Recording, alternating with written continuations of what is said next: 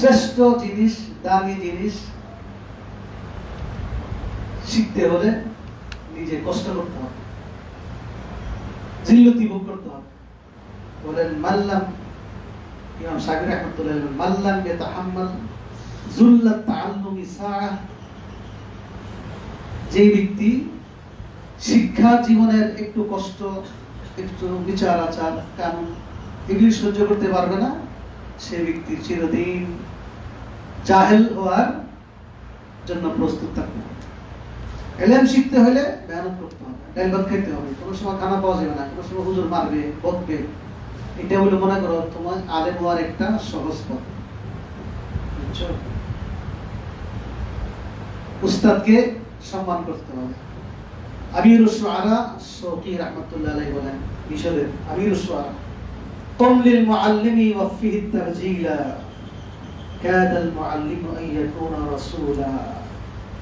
قم للمعلم, মুআল্লিমকে দেখলে দাঁড়ায় যাবা শ্রদ্ধার সাথে, وفيه الترجيلا, সর্বোচ্চ সম্মান করবে উস্তাদকে।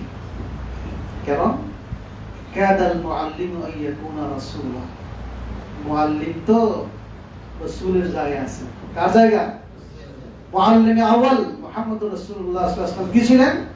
মুআল্লিম, ইউআল্লিমুহুমুল কিতাবা ওয়াল হিকমা। তোমরাই পড়ছো কোরআনে, আল্লাহ নবী ছিলেন মুআল্লিম। এখন যারা উলামায়ে কেরাম যারা আছেন তারাও নবীর ওয়ারিস, নায়েবে নবী, তারাও মুআল্লিম।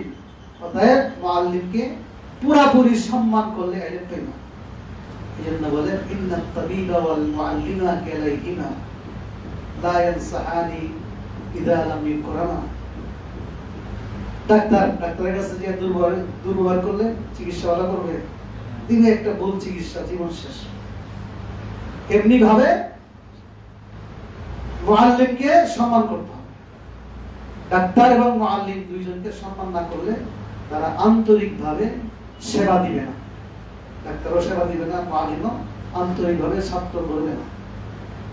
এই জন্য উস্তাদকে সম্মান করবো। 3 নম্বর, সময়টাকে কাজে লাগাবো। আমরা ছাত্র জীবনে আমরা পড়ছি, বন্ধের সময় পড়ছি।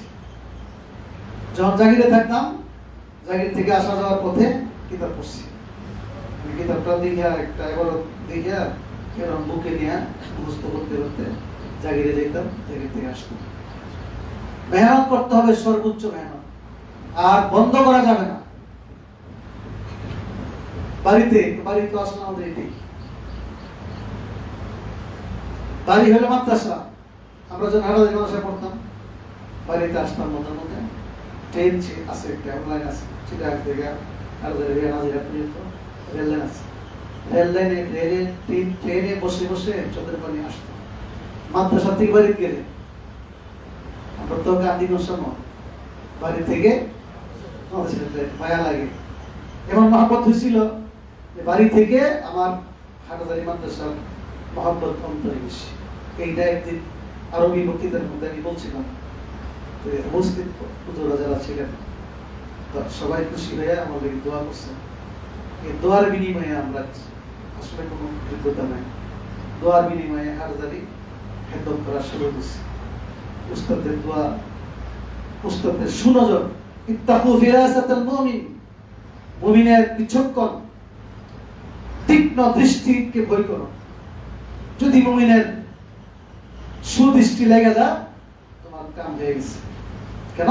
ফাইন্নাহু ইয়ানজুরু বিনুরিল্লাহ, হাদিসে আছে। কামিল মুমিন যারা, তারা নিজের চোখে দেখে না, আল্লাহর নূরের দ্বারা ছাত্রদেরকে দেখে। উস্তাদের কাছে সুনজর পাওয়ার জন্য, নেক দোয়া পাওয়ার জন্য আদব করতে হবে, উস্তাদের খেদমত করতে হবে। উস্তাদের খেদমত, উস্তাদের সাথে আদর না করে সর্বশেষ অক্তকে কাজে লাগাইতে হবে। আমাদের মধ্যে একটা রোগ আছে, বাড়িতে গেলে আসে না। ছাত্রবেলা বাড়িতে গেলে আসে, যেদিন বন্ধ ঠিক এদিন যাবে, যেদিন খোলা এর আগের দিন চলে আসে। এই নিয়মগুলো মেনে চলে ইনশাআল্লাহ তোমরা একদিন আল্লাহ মাহমুদ শফি রাহমাতুল্লাহ বড় আলেম তো শেখুল হাদিস হইতে পারবা, আমি মুফতি আমি সব হইতে পারবো ইনশাআল্লাহ। বড় আলেম হইতে চাও কিনা? মাদ্রাসা পড়ার দ্বারা আলেম না, শুধু আলেম রব্বানি, অর্থাৎ আলেমে বা আমল। আল্লাহ বলছেন কুনু রাব্বানিয়িনা বিমা কুনতুম তুআল্লিমুনাল কিতাবা ওয়া বিমা কুনতুম কুনু রাব্বানিয়িন। রাব্বানি আলেম রাব্বানি, রাব্বানি কাকে বলে? আলিমুন আমিলুন মুআল্লিম। আলেম হবে, আমিল হবে। আমিল মানে আমল করনে वाला, তাহাজ্জুদ করবে, প্রত্যেক দিনের উলার সাথে নামাজ পড়বে। আবার হবে মুআল্লিম। তিনটা গুণ থাকলে রব্বানি বলে। আলিমুন আমিলুন। আল্লাহ তাআলা দোয়া করি তোমাদের সবাইকে হাফেজ কোরআন এবং আলেমে রব্বানি হওয়ার তৌফিক দান করুন। আমিন। ঠিক আছে।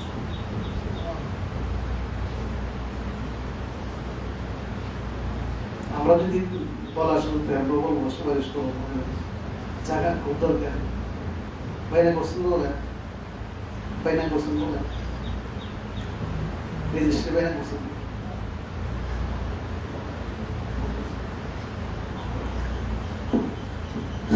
আল্লাহর আদেশ বন্দার কলম ইনশাআল্লাহ আল্লাহ আসান করবে। সুদা বলেন দৃষ্টি اللهم صل على محمد وعلى ال محمد وبارك وسلم كما تحب وترضى كما تحب ربنا وترضى.